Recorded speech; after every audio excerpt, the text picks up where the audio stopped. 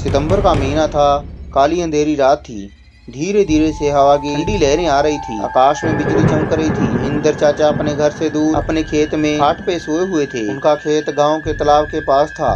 बारिश के कारण पूरा तालाब भर गया था और खेत में घास भी ज्यादा हो गई थी। उसके कारण अंधेरे में यह और भी ज्यादा डरावना लग रहा था। तालाब के किनारे आम के 6-7 पेड़ थे। आम के पेड़ की डालियों की आवाज काफी भयंकर और डरावनी लग रही थी। अचानक खेत में बंधी हुई भैंसों ने चिल्लाना शुरू कर दिया। महेंद्र चाचा को पता ही नहीं चल रहा था कि आखिर ये भैंसें क्यों चिल्ला रही हैं, कि शायद ठंड के कारण ये भैंसें ऐसा कर रही होंगी। इसलिए महेंद्र चाचा ने खेत में चिमनी जलाई। इस चिमनी के उजाले में महेंद्र चाचा की नजर उनके खाट पर पड़ी। उन्होंने देखा कि एक औरत उसकी खाट पर बैठी है। यह देखकर उनका शरीर डर के मारे कांपने लगा। उसी वक्त आकाश में बिजली का एक तेज झटका हुआ। वैसे तो महेंद्र चाचा बहुत बहादुर थे, लेकिन आज उन्हें भी थोड़ा डर लग रहा था। उसी वक्त काका ने आग में सूखी घास डाल दी और आग ज्यादा बढ़ गई। इसी वजह से औरत ठीक से दिखाई दे रही थी। महेंद्र चाचा ने चिमनी के पास बैठे बैठे ही आवाज लगाई, कौन है? पर सामने से कोई प्रतिक्रिया नहीं मिली। ये चाचा अचंभित रह गए। उसकी समझ में कुछ नहीं आया। काका खड़े हो गए। इसलिए महेंद्र काका ने सोचा कि अब डरने से कुछ नहीं होगा, मुझे हिम्मत से काम लेना होगा। जो डर गया समझो मर गया।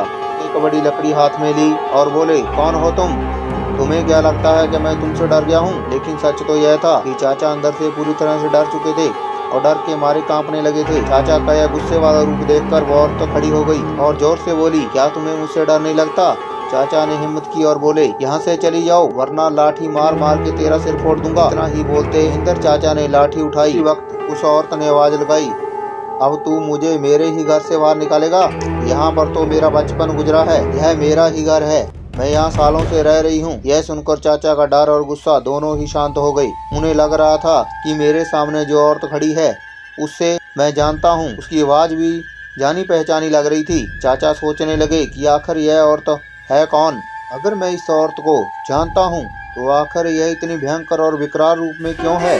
अचानक अरे यह तो ज्योति है, मेरी बड़ी बहन। तो पूरी बात समझ में आ गई थी।